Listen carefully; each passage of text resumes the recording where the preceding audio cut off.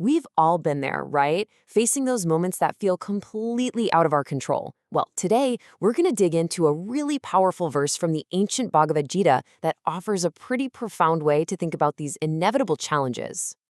Okay, so let's start with a question that really gets to the core of the human experience, a feeling I think we all know a little too well.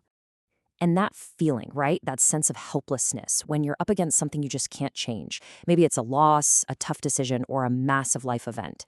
It's a universal thing, and it's exactly the problem that our source today confronts head-on. So, how does this ancient text suggest we even begin to approach these moments? Well, the core idea, which comes from verse 2.27 of the Bhagavad Gita, gives us a pretty radical way to look at it all. Wow. So right there, it's framing life and death not as these separate one-time events, but as part of a huge continuous cycle. And based on this cosmic fact, the text gives a very direct, very personal instruction. Since this whole cycle is totally unavoidable, you should focus on your duty and not get bogged down by grieving the inevitable. And to really hammer this point home, the original Sanskrit uses two incredibly powerful words. First, you've got dhruva, which means something is an established fact. It is absolutely 100% certain. Then there's aparihārye, which means it's unavoidable, something you just cannot escape. The text is basically leaving zero room for doubt here. So you can picture it like this continuous journey, right? You're born because of past actions, you live out what's called a term, you die, and then a whole new term begins. The idea is that unless you achieve liberation, this cosmic wheel just keeps on turning, one life right after another. Which kind of begs the question, right? Why is this super deep philosophical point being made in the middle of a battlefield, of all places?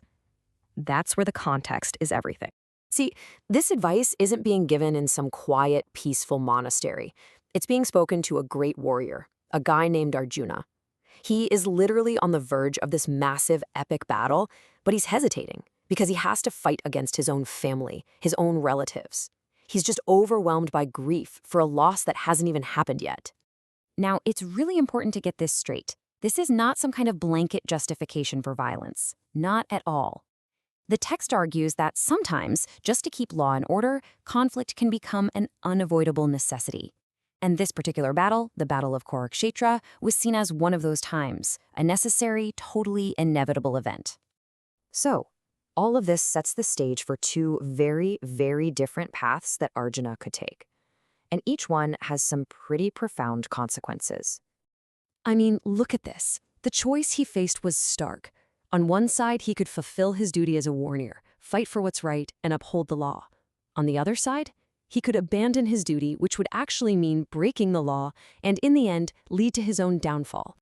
And here's the crucial piece of logic in this whole argument. Within this framework, it's unshakable. Since death is certain for every single person who was born, his relatives were going to meet their fate no matter what he did. His inaction wouldn't change their outcome one bit, but it would lead to his own degradation for choosing the wrong path. And this brings us right back around to where we started, to the verse's powerful and honestly really practical conclusion about why we shouldn't grieve in the face of things we just can't change.